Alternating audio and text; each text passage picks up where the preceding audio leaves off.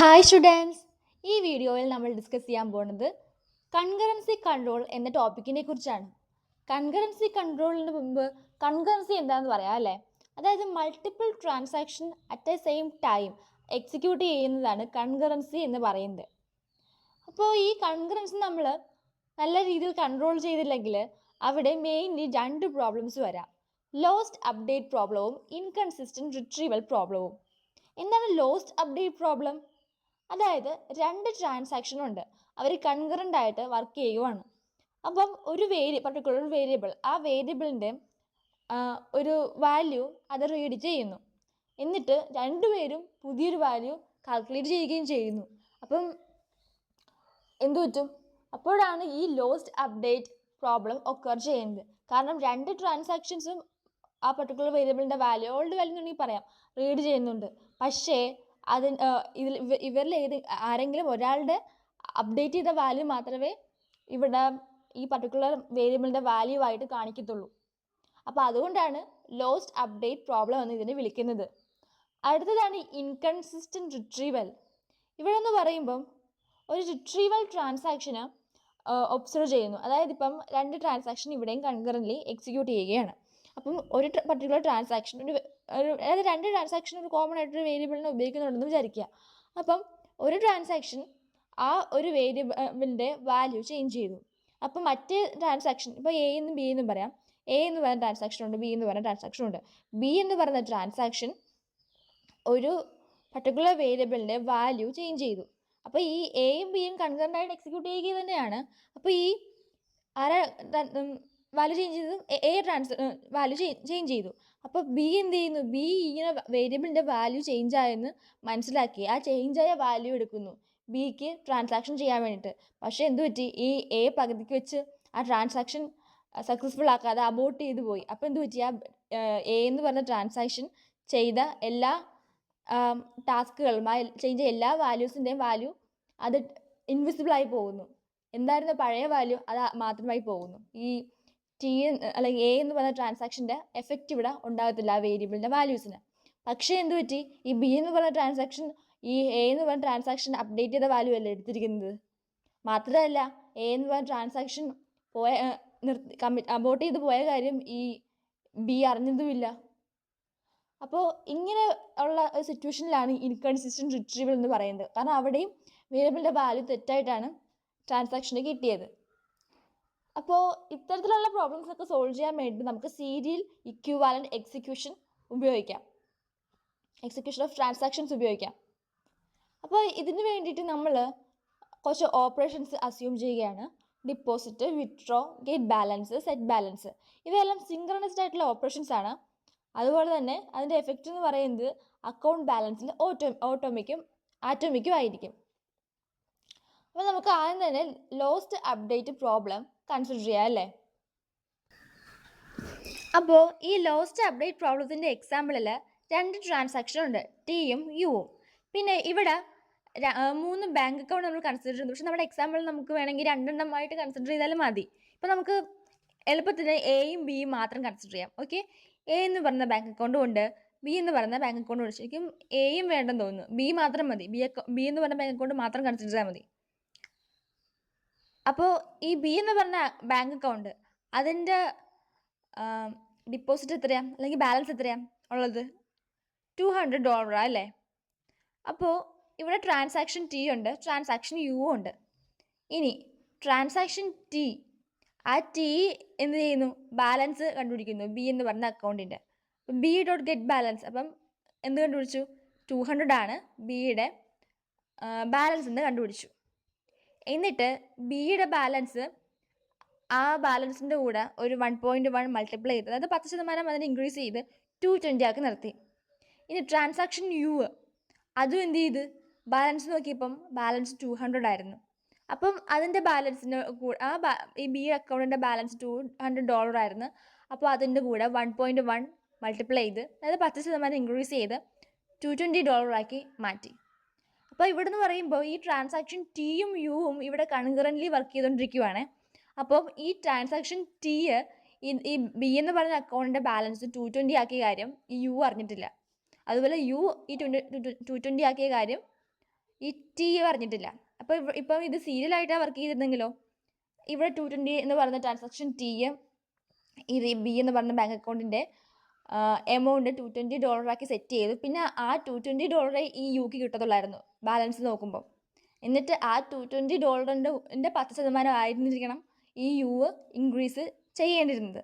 പക്ഷേ ഈ ടി ഈ പർട്ടിക്കുലർ ബാങ്ക് അക്കൗണ്ടായ ബിയുടെ വാല്യൂ അപ്ഡേറ്റ് ചെയ്ത കാര്യം ഈ ടി ചെയ്ത കാര്യം യു അറിഞ്ഞിട്ടില്ല, യു ചെയ്ത കാര്യം ടി യു അറിഞ്ഞിട്ടില്ല.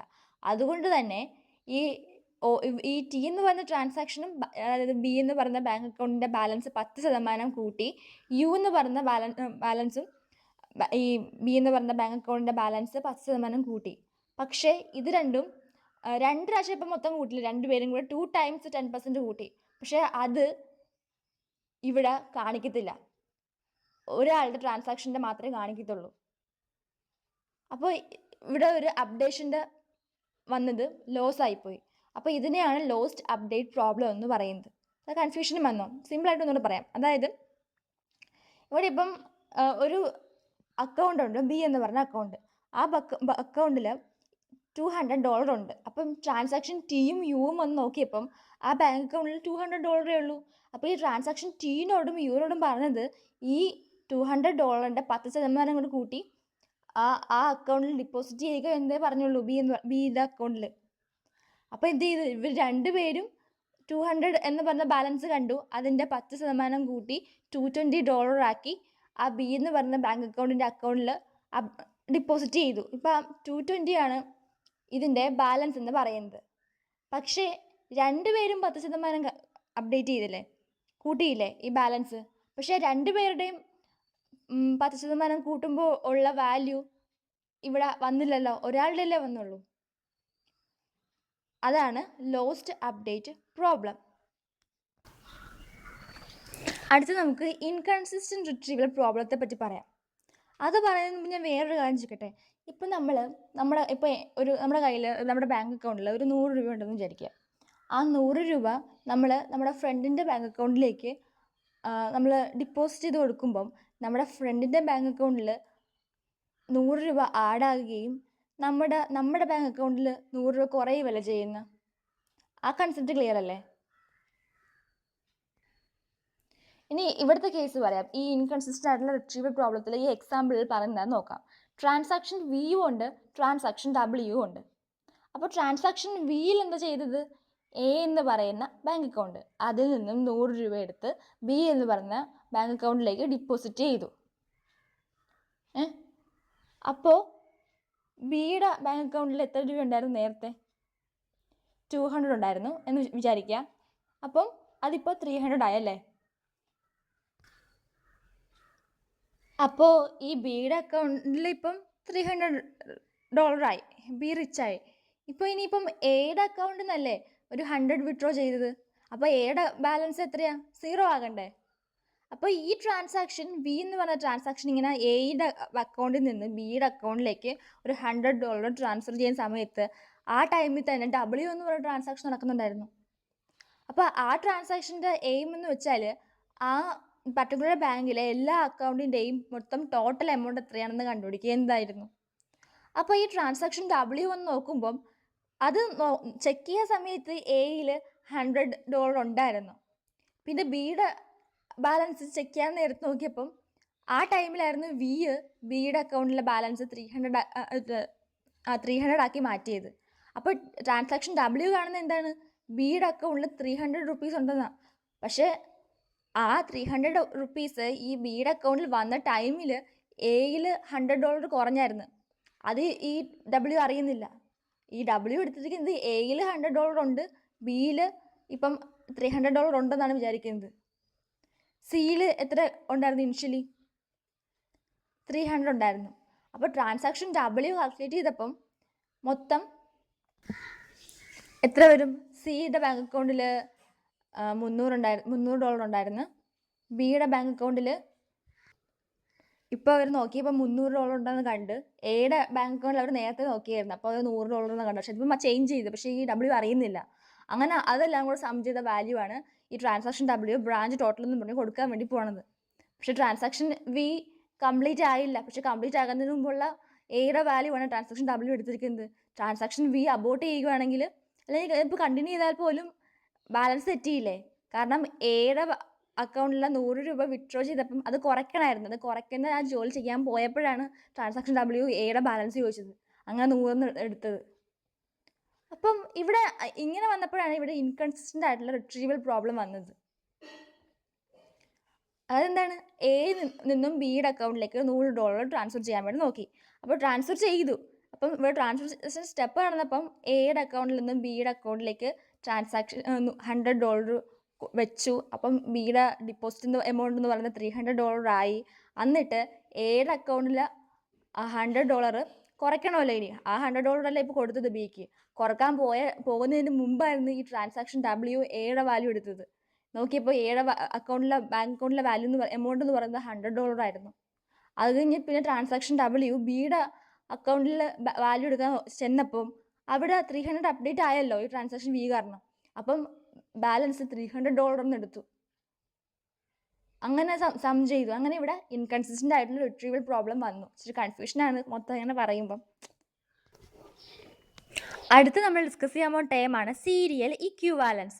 ഇവിടെ പറയുന്നത് കുറേ ട്രാൻസാക്ഷൻസ് ഉണ്ട്.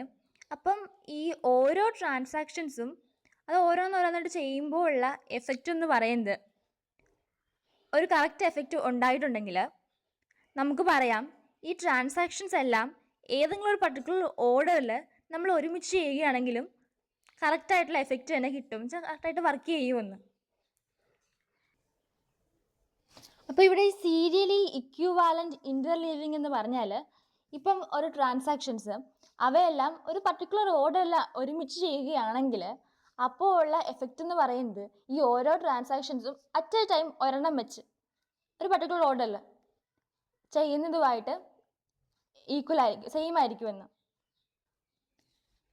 സെയിം എഫക്റ്റ് എന്ന് പറഞ്ഞാൽ ഈ റീഡ് ഓപ്പറേഷൻസ് ഒക്കെ പെർഫോം ചെയ്യാൻ നേരത്ത് സെയിം വാല്യൂസ് റിട്ടേൺ ചെയ്യും. അതുപോലെ തന്നെ ഒബ്ജക്ട്സിൻ്റെ ഒക്കെ ഇൻസ്റ്റൻസ് വേരിയബിൾസിന് അവസാനം സെയിം വാല്യൂസ് ആയിരിക്കും, അങ്ങനെയൊക്കെ.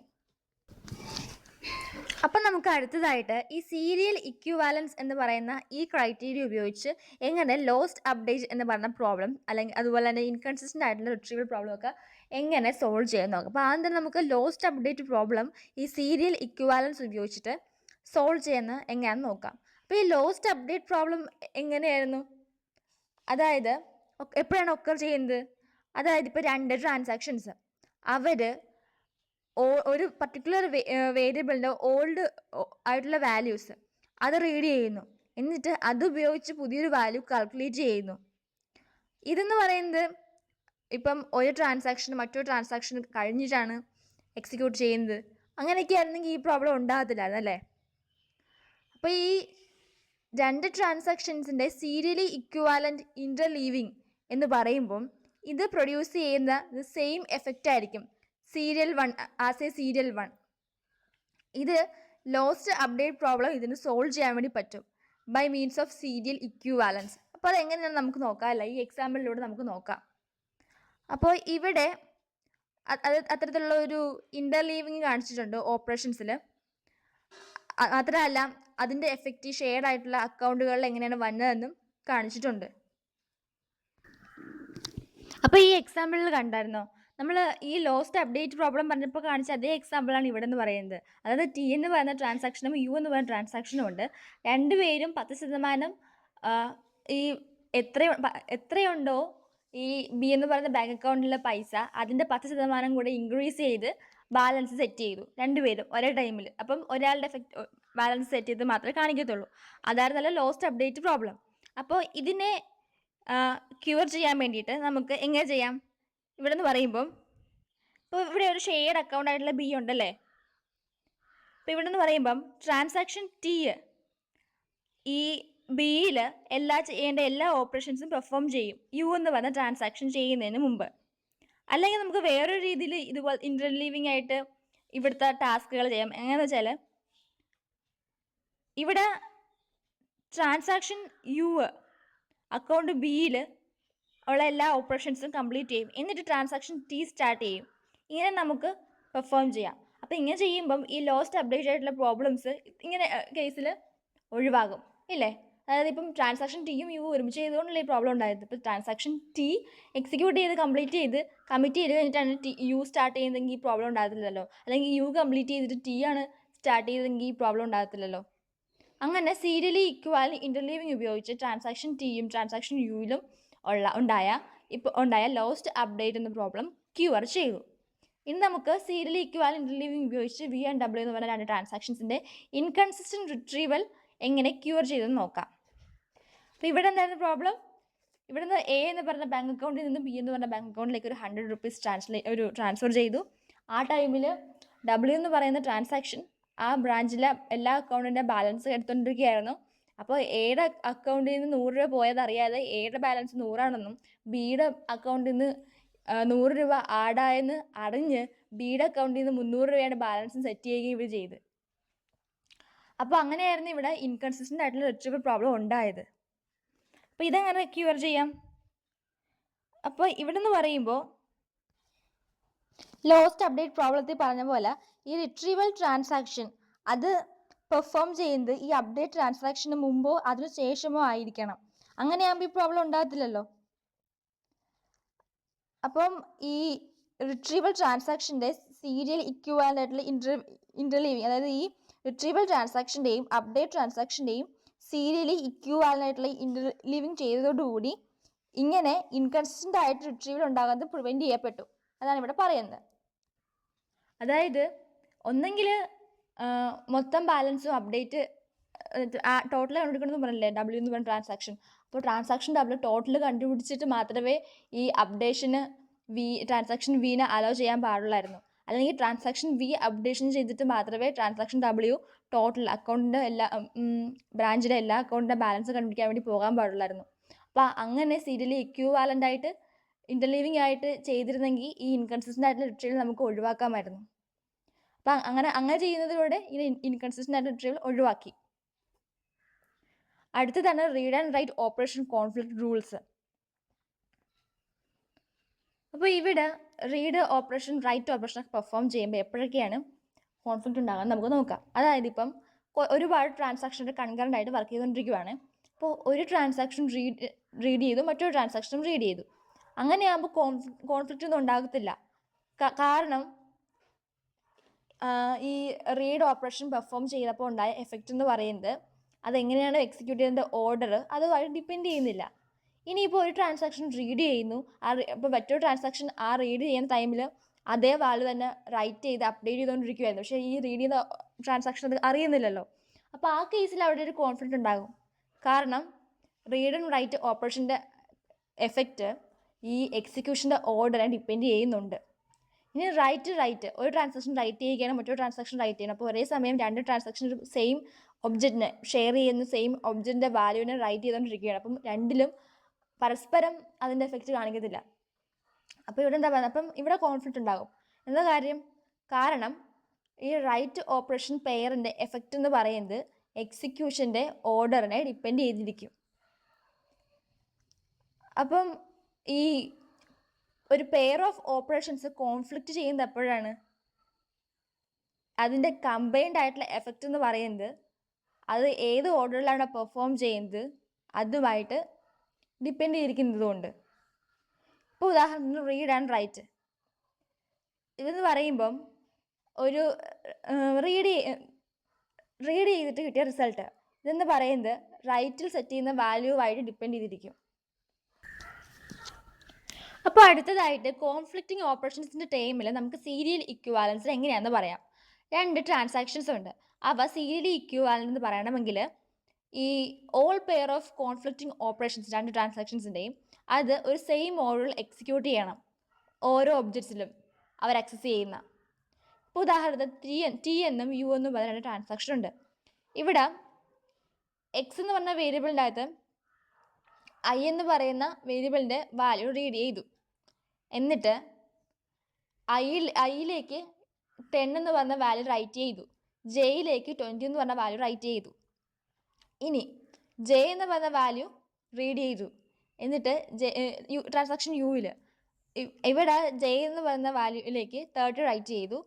ഐ എന്ന് പറയുന്നത് റീഡ് ചെയ്ത് ഈ സെറ്റിൻ്റെ അകത്ത് വെച്ചു. അപ്പോൾ ഇതിന് സീരിയലി ഇക്വാലൻസ് ആകണമെങ്കിൽ ഇവിടെ ടി ആദ്യം ഐ കഴിഞ്ഞ് ആക്സസ് ചെയ്യണം. ഇവിടെ ടി ഐനെ ആക്സസ് ചെയ്യണം ഈ യു ആക്സസ് ചെയ്യുന്നതിന് മുമ്പ്. അതുപോലെ ടി ജെയിനെ ആക്സസ് ചെയ്യണം യു ആക്സസ് ചെയ്യുന്നതിന് മുമ്പ്. അല്ലെങ്കിൽ യു ഐനെ ആക്സസ് ചെയ്യണം ടി ആക്സസ് ചെയ്യുന്നതിന് മുമ്പ്. യു ജെയിനെ ആക്സസ് ചെയ്യണം ടി ആക്സസ് ചെയ്യുന്നതിന് മുമ്പ്. അപ്പോൾ ഈ സീരിയൽ ഇക്വിവാലൻസ് എന്ന് പറയുന്ന ഈ ക്രൈറ്റീരിയനൊക്കെ ഉപയോഗിക്കും ഈ കൺകറൻസി കൺട്രോൾ സ്കീമൊക്കെ ഡിസൈൻ ചെയ്യാൻ നേരത്ത്. അടുത്തത് non serially equivalent interleaving of operations of transaction T and U. അപ്പോൾ ഇതിനെപ്പറ്റി നോക്കാം. ഇവിടെ ട്രാൻസാക്ഷൻ ടി ഉണ്ട് യു ഉണ്ട്. അപ്പോൾ ഒരു ട്രാൻസാക്ഷൻ സീരിയലൈസ്ഡ് ആകുന്നത് എപ്പോഴാണ്?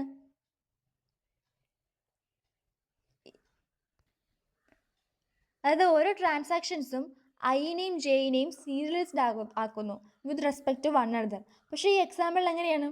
ഈ ടി ഐനെ ആക്സസ് ചെയ്യുന്നു യു ചെയ്യുന്നതിന് മുമ്പ്, യു ജെയിൻ ആക്സസ് ചെയ്യുന്നു ടി ചെയ്യുന്നതിന് മുമ്പ്, ആക്സസ് ചെയ്യുന്നതിന് മുമ്പ്. അപ്പോൾ ഈ ഇന്റർലീവിംഗ് എന്ന് പറയുന്നത് നമുക്കൊരിക്കലും സീരിയലി ഇക്വിവാലന്റ് ആണെന്ന് പറയാൻ വേണ്ടി പറ്റത്തില്ല. അടുത്ത് നമുക്ക് റിക്കവറബിലിറ്റി ഫ്രം അബോർട്ട്സ് അതെന്താ നോക്കാം അല്ലേ. അതായത് ഒരു ട്രാൻസാക്ഷൻ അബോർട്ട് ചെയ്യുകയാണെങ്കിൽ ഈ ഒരു സെർവർ നോക്കണം. അതായത് ഇപ്പോൾ അവിടെ ആ കൺകറന്റ് ആയിട്ട് വേറെ അതിന് പല ട്രാൻസാക്ഷൻസ് നടക്കുന്നുണ്ടെങ്കിൽ അതിൻ്റെ എഫക്റ്റ് ഈ കൺകറന്റ് ആയിട്ട് നടക്കുന്ന ട്രാൻസാക്ഷൻ, ഈ അബോർട്ടായ ട്രാൻസാക്ഷൻ്റെ എഫക്റ്റ് കൺകറന്റ് ആയിട്ടുള്ള ട്രാൻസാക്ഷനിൽ വരരുതെന്ന് സെർവർ ശ്രദ്ധിക്കണം. അപ്പോൾ ഇവിടെ രണ്ട് പ്രോബ്ലംസ് വരാം അല്ലേ, ഡർട്ടി റീഡും പ്രീ മെച്യൂർ റൈറ്റ്സ്. അപ്പോൾ നമുക്ക് ഡർട്ടി റീഡ് എന്താണെന്ന് നോക്കാം അല്ലേ. അതായത് രണ്ട് ട്രാൻസാക്ഷൻ ഉണ്ടെന്ന് വിചാരിക്കുക. അവർ രണ്ടുപേരും കോമൺ ആയിട്ട് ഒരു ഒബ്ജക്റ്റിനെ അവർ ഷെയർ ചെയ്ത് ഉപയോഗിക്കുന്നുണ്ടെന്ന് പറയാം. ഷെയർ ചെയ്യുന്നില്ല, ഉപയോഗിക്കുന്നുണ്ടെന്ന് പറയാം. സെയിം ഒബ്ജക്റ്റിനെ ഉപയോഗിക്കുന്നുണ്ട്. അപ്പോൾ ഒരു ട്രാൻസാക്ഷനിൽ ഒരു റീഡ് ഓപ്പറേഷൻ ഉണ്ട്, അതുപോലെ വേറൊരു ട്രാൻസാക്ഷൻ ഉണ്ട്, അത് അതേ ഒബ്ജക്റ്റിനെ റൈറ്റ് ചെയ്തായിരുന്നു. അപ്പോൾ ആ റൈറ്റ് ചെയ്ത ഒബ്ജക്റ്റിൻ്റെ വാല്യൂവിനെ ഈ ട്രാൻസാക്ഷന് റീഡ് ചെയ്തു. പക്ഷെ എന്ത് പറ്റി? ഈ റൈറ്റ് ചെയ്ത ഒബ്ജക്റ്റ് ഉണ്ടല്ലോ, അങ്ങനെ ചെയ്ത റൈറ്റ് ചെയ്ത ആ ട്രാൻസാക്ഷൻ ഉണ്ടല്ലോ, അത് പകുതിക്ക് വെച്ച് അബോർട്ടായിപ്പോയി. അപ്പം ആ തെറ്റായ വാല്യൂ ആണ് ഇപ്പം മറ്റു ട്രാൻസാക്ഷൻ റീഡ് ചെയ്തിരിക്കുന്നത്. അപ്പോൾ ഇങ്ങനെ വരുമ്പോഴാണ് ഡർട്ടി റീഡ് വന്നത്. ഇനിയിപ്പം ആ റീഡ് ചെയ്ത ട്രാൻസാക്ഷൻ എല്ലാം കഴിഞ്ഞ് കമ്മിറ്റ് ചെയ്ത് കഴിഞ്ഞാൽ പിന്നെ നമുക്ക് ഡർട്ടി റീഡ് ഒന്നും റിക്കവർ ചെയ്യാൻ വേണ്ടി പറ്റത്തില്ല. പ്രീമച്വർ റൈറ്റ്സ് അതെന്താണ്? അതായത് ഇവിടെ രണ്ട് ട്രാൻസാക്ഷൻ നടക്കുന്നുണ്ട്, രണ്ടും സെയിം ഒബ്ജക്റ്റിൽ റൈറ്റ് ഓപ്പറേഷൻ പെർഫോം ചെയ്യുന്നുണ്ട്, എന്നിട്ട് പരസ്പരം ഇൻട്രാക്ഷൻ ഇവർ ചെയ്യുന്നുമുണ്ട്. അപ്പോൾ അതിൽ ഒരെണ്ണം അബോർട്ട് ചെയ്യപ്പെടുന്നു, മറ്റേ ആളത് അറിഞ്ഞതുമില്ല. അപ്പോൾ അവിടെ അങ്ങനെ പ്രീ മെച്യൂർ റൈറ്റ്സ് ഉണ്ടായി. അപ്പോൾ ഇവിടെ ഗെറ്റ് ബാലൻസ് എന്ന് പറയുന്ന ഒരു റീഡ് ഓപ്പറേഷനാണ്, സെറ്റ് ബാലൻസ് എന്ന് പറഞ്ഞ ഒരു റൈറ്റ് ഓപ്പറേഷൻ ആണെന്ന് പറയാം. അപ്പം ഒരു ടി എന്ന് പറയുന്ന ട്രാൻസാക്ഷൻ അബോർട്ട് ആയി പോകുമ്പോൾ എങ്ങനെയാണ് ഇവിടെ ഡർട്ടി റീഡ് ഉണ്ടായതെന്ന് നമുക്ക് നോക്കാം. A dirty read when a transaction T aborts. അപ്പോൾ ഇവിടെ രണ്ട് ട്രാൻസാക്ഷൻ ഉണ്ട്, ടി എന്നും യു എന്നും. ഇവർ സീരിയലി ഇക്വാലൻ്റ് ആയിട്ടാണ് ഇവിടെ എക്സിക്യൂട്ട് ചെയ്തുകൊണ്ടിരിക്കുവായിരുന്നത്. അപ്പോൾ ട്രാൻസാക്ഷൻ ടിയിൽ എ എന്ന് പറയുന്ന ബാങ്ക് അക്കൗണ്ടിൽ ആദ്യം എത്ര രൂപയുണ്ടെന്ന് നോക്കി. $100 ഉണ്ട്. ഓക്കെ, അപ്പോൾ എ എന്ന് പറയുന്ന അക്കൗണ്ടിൽ ബാലൻസിൻ്റെ കൂടെ ഒരു 10 കൂട്ടി $110 ആക്കി സെറ്റ് ചെയ്ത് വെച്ചു. അപ്പോൾ ട്രാൻസാക്ഷൻ യു വന്നിട്ട് നോക്കി എത്രയുണ്ട് എയുടെ അക്കൗണ്ടിൽ ബാലൻസ്. അപ്പം $110 ആണെന്ന് കണ്ടു. പക്ഷെ ഒരു കാര്യം ഓർക്കണം, ട്രാൻസാക്ഷൻ ടി ഇതുവരെ കമ്മിറ്റ് ചെയ്തിട്ടില്ല കേട്ടോ. അപ്പോൾ ഈ ട്രാൻസാക്ഷൻ യു ആ അക്കൗണ്ടിൻ്റെ ബാലൻസ് 110 ആണെന്നൊക്കെ വിചാരിച്ച്, ഈ നമ്മുടെ എ എന്ന് പറഞ്ഞ അക്കൗണ്ടിൻ്റെ ബാലൻസ് $110 ആണെന്നൊക്കെ വിചാരിച്ച് എന്ത് ചെയ്യുന്നു, അതിൻ്റെ കൂടെ ഒരു 20 കൂടെ കൂട്ടി $130 ആക്കി സെറ്റ് ചെയ്ത് വെക്കും, കമ്മിറ്റ് ചെയ്യും. പക്ഷെ എന്ത് പറ്റി? ഈ ട്രാൻസാക്ഷൻ ടി പകുതിക്ക് വെച്ച് അബോർട്ട് ചെയ്യപ്പെട്ടായിരുന്നു. അപ്പോൾ ട്രാൻസാക്ഷൻ യു ഇത് അറിഞ്ഞതുമില്ല. ഈ ട്രാൻസാക്ഷൻ ടി അബോർട്ടായി പോകുമ്പോൾ എന്ത് പറ്റും? അത് ഉണ്ടാക്കിയ ചേഞ്ചുകളൊക്കെ ഇൻവിസിബിൾ ആയി പോവും. അപ്പോൾ ഈ ട്രാൻസാക്ഷൻ ടിയുടെ ചേഞ്ചുകളൊക്കെ ഇൻവിസിബിൾ ആയെന്ന് പറയുമ്പോൾ ബാലൻസ് 100 ആയിരുന്നു വരേണ്ടത്. പക്ഷെ നമ്മൾ ട്രാൻസാക്ഷൻ യുയിൽ 110 എന്ന് പറഞ്ഞില്ലേ ഫസ്റ്റ് നമ്മൾ ബാലൻസ് സെറ്റ് ചെയ്ത് വെച്ചത്, ഈ ടിയുടെ ഓപ്പറേഷൻ്റെ ഈ പർട്ടിക്കുലർ അക്കൗണ്ടിലെ വാല്യൂ ചേഞ്ച് ചെയ്യുന്നത് കണ്ടിട്ട്. അപ്പോൾ അവിടെ എന്ത് പറ്റി? ഒരു ഡർട്ടി റീഡ് ഉണ്ടായല്ലേ. അപ്പോൾ അടുത്ത് നമ്മൾ ഡിസ്കസ് ചെയ്യാൻ പോകുന്നത് റിക്കവറബിലിറ്റി ഓഫ് ട്രാൻസാക്ഷൻ. ഇപ്പോൾ യു പോലത്തെ ട്രാൻസാക്ഷനൊക്കെ കമ്മിറ്റ് ചെയ്യപ്പെട്ടു. ഈ അതായത് അതിന് മുമ്പത്തെ ട്രാൻസാക്ഷൻ എന്തെങ്കിലുമൊക്കെ ചേഞ്ച് വരുത്തിയത് കണ്ടിട്ട് അതൊക്കെ കണ്ട് ആ വാല്യൂസ് വെച്ച് ഈ ട്രാൻസാക്ഷൻ എക്സിക്യൂട്ട് ചെയ്തു കമ്മിറ്റ് ചെയ്തു. പക്ഷേ ആ കണ്ട ട്രാൻസാക്ഷൻ ഇല്ലേ, വാല്യൂ എടുത്ത ട്രാൻസാക്ഷൻ ഇല്ല, അത് അബോർട്ട് ചെയ്യുകയും ചെയ്തായിരുന്നു. അപ്പോൾ ഇതെന്നൊക്കെ പറയുന്നത് റിക്കവറബിൾ അല്ല. ഇപ്പോൾ നേരത്തെ പറഞ്ഞ പോലെ ടിയുടെ വാല്യൂ എടുത്ത് യു കുറേ ഓപ്പറേഷനൊക്കെ പെർഫോം ചെയ്തു, ടിയുടെ ഒക്കെ വെച്ച് അബോർട്ടായി പോയി, യു അത് കണ്ടതുമില്ല, ടിയുടെ മൊത്തം ചെയ്തത് മൊത്തം തെറ്റിപ്പോവുകയും ചെയ്ത് അതൊന്നും റിക്കവറബിൾ ആകത്തുമില്ല കമ്മിറ്റ് ആയതുകൊണ്ട്. അപ്പോൾ ഇവിടെ റിക്കവറബിൾ ചെയ്യാൻ വേണ്ടിയിട്ട് കമ്മിറ്റ് ആയാൽ അത് റിക്കവറബിൾ അല്ല എന്ന് ഉറപ്പാണ്. അപ്പോൾ എന്ത് ചെയ്യാൻ പറ്റും? ഇനി റിക്കവറബിൾ ചെയ്യാൻ വേണ്ടി നമുക്ക് ഇങ്ങനെ ചെയ്യാം. അതായത് ഒരു കമ്മിറ്റ് അത് നമുക്ക് ഡിലേ ചെയ്യാം. എപ്പോഴാണ്? മറ്റു പല ട്രാൻസാക്ഷൻസ്, അതായത് ഒരു 2 ട്രാൻസാക്ഷൻസ് പെർഫോം ചെയ്യാൻ നേരത്ത് ഒരു ട്രാൻസാക്ഷൻ മറ്റൊരു ട്രാൻസാക്ഷനെ ഡിപ്പെൻഡ് ചെയ്യുന്നുണ്ടെങ്കിൽ ആ ട്രാൻസാക്ഷന് കമ്മിറ്റ്മെൻറ്റ് ചെയ്തിട്ട് മാത്രമേ ഇത് കമ്മിറ്റ് ചെയ്യാവൂ എന്നുള്ള രീതിയിൽ ട്രാൻസാക്ഷൻ ഡിലേ ചെയ്യാം. അതായത് ടിയും യുവും എക്സിക്യൂട്ട് ചെയ്യാമായിരുന്നല്ലോ, അപ്പോൾ ടി പെട്ടെന്ന് അബോർട്ടായി പോയതുകൊണ്ടല്ലേ യുക്ക് ഇത്രയും പ്രോബ്ലം ഫേസ് ചെയ്യേണ്ടി വന്നത്. അപ്പം ഈ ടി കമ്മിറ്റ് ആകുന്നത് വരെ യു വെയിറ്റ് ചെയ്തിട്ട് ടി കമ്മിറ്റ് ചെയ്യുമ്പോൾ മാത്രം യു കമ്മിറ്റ് ചെയ്യുക, അങ്ങനെ വെയിറ്റ് ചെയ്യുക, അങ്ങനെ റിക്കവറബിലിറ്റി ചെയ്യാം. അപ്പം എന്തെങ്കിലുമൊക്കെ ഇപ്പോൾ ടി ഇടയ്ക്ക് വെച്ച് അബോർട്ട് ചെയ്യുകയാണെങ്കിൽ യുവിന് അബോർട്ട് ചെയ്യാൻ പറ്റും. അടുത്തതാണ് നമ്മൾ ഡിസ്കസ് ചെയ്യാൻ പോണ കാസ്കേഡിങ് അബോർട്ട്സ്. ഇവിടെ സംഭവിക്കുന്നത്, അതായത് ഇവിടെ എന്ന് പറയുമ്പം ടി അബോർട്ട് ചെയ്യുന്നത് വരെ യു അല്ലെങ്കിൽ ടി അബോർട്ട് അല്ലെങ്കിൽ കമ്മിറ്റ് ഒക്കെ ചെയ്യുന്നത് വരെ യു ഡിലേ ചെയ്യുന്നു കമ്മിറ്റിങ്. ഇപ്പോൾ ടി അബോർട്ട് ചെയ്യുകയാണെങ്കിൽ എന്ത് ചെയ്യും? യുവും അബോർട്ട് ചെയ്യും. അപ്പം ഈ ടീനെ യു ഡിപ്പെൻഡ് ചെയ്തുകൊണ്ടല്ല യുക്ക് അബോർട്ട് ചെയ്യേണ്ടി വന്നത്. ഇനി ഈ യുവിനെ മറ്റ് പല ട്രാൻസാക്ഷൻസും ഡിപ്പെൻഡ് ചെയ്തിരുന്നെങ്കിലോ അവർക്കും അബോർട്ട് ചെയ്യേണ്ടി വരുന്നു. അങ്ങനെ ഒരുപാട് ട്രാൻസാക്ഷൻസ് അബോർട്ട് ചെയ്യപ്പെടും. അപ്പോൾ ഇത്തരത്തിലൊരു സിറ്റുവേഷൻ നമ്മൾ കാസ്കേഡിങ് അബോർട്ട്സ് എന്ന് പറയുന്നത്. അപ്പോൾ ഈ കാസ്കേഡിങ് അബോർട്ട്സ് അവോയ്ഡ് ചെയ്യാൻ നമ്മൾ എന്ത് ചെയ്യും? ഇവിടെ എന്ന് പറയുമ്പം ഇവിടെ ട്രാൻസാക്ഷൻസിന് ഒബ്ജക്ട്സിനെ, അതായത് ഈ കമ്മിറ്റ് ചെയ്യപ്പെട്ട ട്രാൻസാക്ഷൻ അതിൻ്റെ ഒബ്ജക്ട്സിനെ മാത്രമേ റീഡ് ചെയ്യാനുള്ള പെർമിഷൻ ഇവിടെ കൊടുക്കത്തുള്ളൂ ഈ ട്രാൻസാക്ഷൻസിന്. അപ്പോൾ എന്താണ്, വേറെ ഏതെങ്കിലും ഒരു ട്രാൻസാക്ഷൻ ഇപ്പം ടി എന്ന് യു എന്ന് തന്നെ പറഞ്ഞില്ല, ഇപ്പോൾ യു എന്ന് പറയുന്ന ട്രാൻസാക്ഷന് ഒരു പർട്ടിക്കുലർ വേരിയബിളിൻ്റെ വാല്യൂ വേണം. അപ്പോൾ ടി എന്ന് പറയുന്ന ട്രാൻസാക്ഷൻ അതിലെന്തെങ്കിലും ഒരു ഓപ്പറേഷൻ പെർഫോം ചെയ്യുന്നുണ്ടെങ്കിൽ ഈ യു എന്ന് പറയുന്ന ട്രാൻസാക്ഷൻ വെയിറ്റ് ചെയ്യും. ആ പർട്ടിക്കുലർ വേരിയബിളിനെ ആക്സസ് ചെയ്യുന്ന ട്രാൻസാക്ഷൻ അതിനെ ആക്സസ് ചെയ്ത് എന്തെങ്കിലും ഓപ്പറേഷൻസ് പെർഫോം ചെയ്ത് അല്ലെങ്കിൽ റൈറ്റ് ഓപ്പറേഷനൊക്കെ പെർഫോം ചെയ്ത് കമ്മിറ്റ് ചെയ്യുക അല്ലെങ്കിൽ അബോർട്ട് ചെയ്യുകയോ ചെയ്യുന്നത് വരെ യു എന്ന് പറഞ്ഞ ട്രാൻസാക്ഷൻ ഇവിടെ വെയിറ്റ് ചെയ്യും. അതവിടെ പറയുന്നത് ട്രാൻസാക്ഷൻസിന് ഒബ്ജക്ട്സിന് റീഡ് ചെയ്യാൻ മാത്രമേ അലൗ ചെയ്തിട്ടുള്ളൂ. കമ്മിറ്റഡ് ആയിട്ടുള്ള ട്രാൻസാക്ഷനിൽ നിന്നും ഉള്ള ഒബ്ജക്ട്സിന് മാത്രമേ റീഡ് ചെയ്യാനുള്ള പെർമിഷൻ ട്രാൻസാക്ഷന് കൊടുത്തിട്ടുള്ളൂ. അപ്പോൾ ഇതിനെ എൻഷുർ ചെയ്യാൻ വേണ്ടിയിട്ട് ഏതൊരു റീഡ് ഓപ്പറേഷനും ഡിലേ ചെയ്യുന്നു. എപ്പോഴാണ്? മറ്റ് ട്രാൻസാക്ഷൻസ് ആ ഒബ്ജക്റ്റിലേക്ക് റൈറ്റ് ഓപ്പറേഷൻസ് പെർഫോം ചെയ്തിട്ടുണ്ടെങ്കിൽ ആ ട്രാൻസാക്ഷൻസ് കമ്മിറ്റ് ചെയ്യുകയോ അബോർട്ട് ചെയ്യുകയോ ചെയ്യുന്നത് വരെ. അപ്പോൾ എന്താ ഇവിടെ സംഭവിക്കുന്നത്? യു ഗെറ്റ് ബാലൻസ് കിട്ടാൻ വേണ്ടിയിട്ട് ടി കമ്മിറ്റ് ചെയ്യുകയോ അല്ലെങ്കിൽ അബോർട്ട് ചെയ്യുന്നത് വരെ വെയിറ്റ് ചെയ്യുന്നു. അപ്പോൾ ഈ കാസ്കേഡിങ് അബോർട്ട്സ് ഇത് അവോയ്ഡ് ചെയ്യുക എന്നതാണ് റിക്കവറബിലിറ്റിനേക്കാളും സ്ട്രോങ്ങർ ആയിട്ടുള്ള കണ്ടീഷൻ എന്ന് നമ്മൾ ഉദ്ദേശിക്കുന്നത്, ഇവിടെ നമ്മൾ കരുതുന്നത്. അടുത്ത് നമ്മൾ ഡിസ്കസ് ചെയ്യാൻ പോകുന്നതാണ് pre mature rights over writing uncommitted values.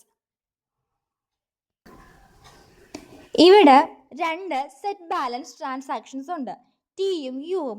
ഇത് എയുടെ അക്കൗണ്ടിലെ ബാലൻസ് ആണ് സെറ്റ് ചെയ്യാൻ വേണ്ടി വന്നിരിക്കുന്നത്. ഇനി ഈ അക്കൗണ്ട് എയുടെ ബാലൻസ് എന്ന് പറയുന്നത് $100 ആയിരുന്നു. ഈ 2 എക്സിക്യൂഷനും സീരിയലി ഇക്വിവാലന്റ് ആണെന്ന് കൺസിഡർ ചെയ്യുക.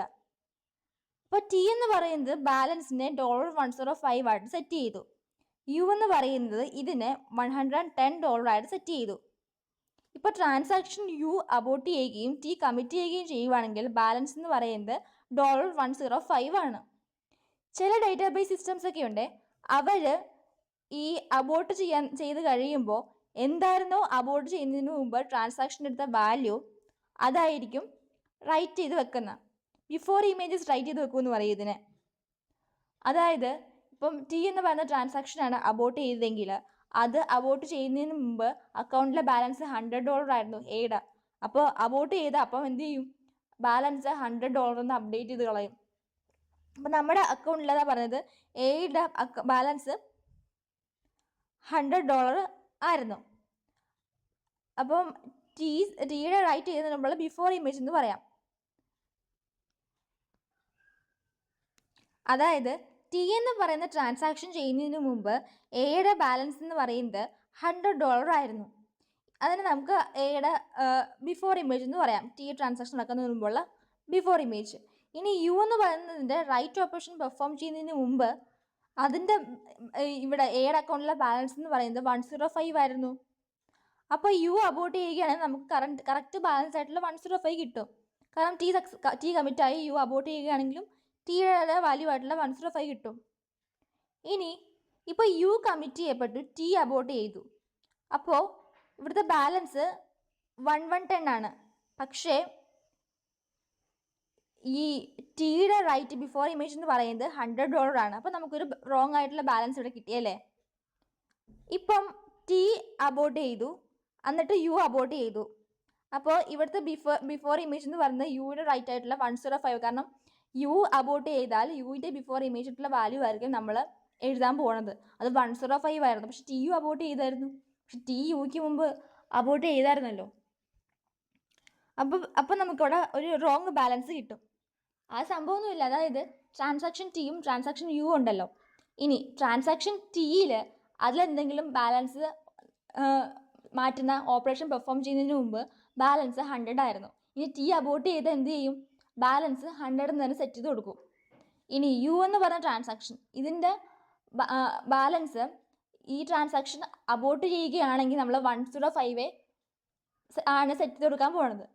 അപ്പോൾ ട്രാൻസാക്ഷൻ ടി അബോട്ട് ചെയ്ത എയുടെ ബാലൻസ് 100 ആകും. ട്രാൻസാക്ഷൻ യു അബോട്ട് ചെയ്ത എയുടെ ബാലൻസ് 105 ആകും. അത് ടിയുടെ ട്രാൻസാക്ഷൻ എഫക്റ്റിൽ നിന്നാണ് നമുക്ക് ഈ 105 വന്നത്.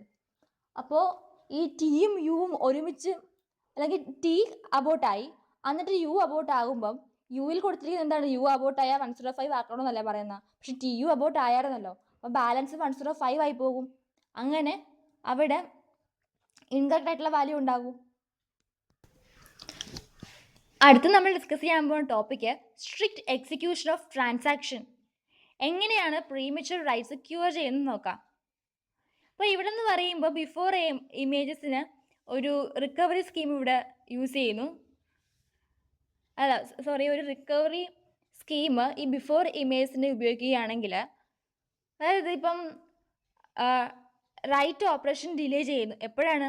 ഒരു ഏർലിയർ ആയിട്ടുള്ള ട്രാൻസാക്ഷൻ സെയിം ഒബ്ജക്റ്റിനെ കമ്മിറ്റ് ചെയ്യുകയോ അല്ലെങ്കിൽ അബോട്ട് ചെയ്യുകയോ ചെയ്യുന്നത് വരെ. അതായത് ഇപ്പോൾ ഒരു ഏർലിയർ ആയിട്ട് ട്രാൻസാക്ഷൻ ഉണ്ട്, അത് സെയിം ഒബ്ജക്റ്റിനെ അപ്ഡേറ്റ് ചെയ്യുന്നുണ്ടെങ്കിൽ ആ ട്രാൻസാക്ഷൻ കമ്മിറ്റ് ചെയ്യുകയോ അബോട്ട് ചെയ്യുന്നത് വരെ റൈറ്റ് ഓപ്പറേഷൻസ്, മറ്റൊരു ട്രാൻസാക്ഷൻ്റെ റൈറ്റ് ഓപ്പറേഷൻ ഡിലേ ചെയ്യുന്നു.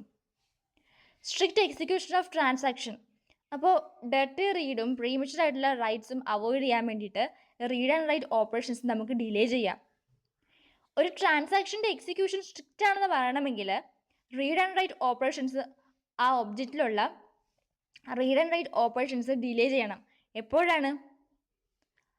ആ ട്രാൻസാക്ഷനെ പ്രീവിയസ്ലി വേറെ എന്തെങ്കിലും ആ പർട്ടിക്കുലർ ഒബ്ജക്റ്റിനെ, ആ ട്രാൻസാക്ഷൻ ഷെയർ ചെയ്യുന്ന ആ പർട്ടിക്കുലർ ഒബ്ജക്റ്റിനെ വേറെ ഏതെങ്കിലും ട്രാൻസാക്ഷൻ പ്രീവിയസ്ലി റൈറ്റ് ചെയ്തിട്ടുണ്ടെങ്കിൽ അത് കമ്മിറ്റ് ചെയ്യുകയോ അബോട്ട് ചെയ്യുന്നതോ വരെ ഈ ട്രാൻസാക്ഷൻ ഇവിടെ ഒരു ഓപ്പറേഷനും പെർഫോം ചെയ്യരുത്. ആ ഒബ്ജക്റ്റിൽ റീഡ് റൈറ്റ് ഓപ്പറേഷൻ ഒന്നും പെർഫോം ചെയ്യരുത്. അത് ഡിലേ ചെയ്ത് വെക്കണം.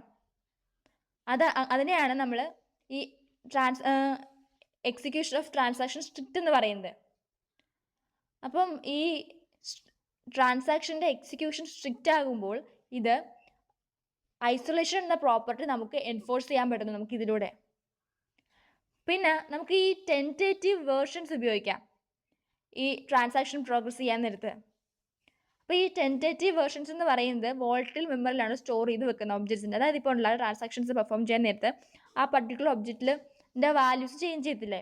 അപ്പം അങ്ങനെ ഈ കമ്മിറ്റ് ആകാത്ത ട്രാൻസാക്ഷൻ ചെയ്ത വാല്യൂസൊക്കെ നമ്മൾ ടെമ്പററി ആയിട്ട് നമ്മൾ സ്റ്റോർ ചെയ്ത് വെക്കുന്നതിനെയാണ് നമ്മൾ ആ ഒബ്ജക്റ്റിൻ്റെ ടെൻറ്റേറ്റീവ് വേർഷൻസ് എന്ന് പറയുന്നത്. അപ്പോൾ നമ്മൾ ഈ വീഡിയോയിൽ കൺകറൻസി കൺട്രോൾ മെക്കാനിസവും അത് ഡീൽ ചെയ്യുന്ന കുറേ പ്രോബ്ലംസും ആ പ്രോബ്ലംസിന് സോൾവ് ചെയ്യാനുള്ള മെത്തേഡ്സും ഒക്കെയാണ് നമ്മൾ ഡിസ്കസ് ചെയ്തത്. ഇച്ചിരി ട്രിക്കി ആൻഡ് കൺഫ്യൂഷൻ ആയിട്ടുള്ള ടോപ്പിക്സ് ആണ്. നിങ്ങൾക്ക് ഇതിനെപ്പറ്റി ഒരു ഐഡിയ കിട്ടുമെന്ന് വിശ്വസിക്കുന്നു. Okay, thank you.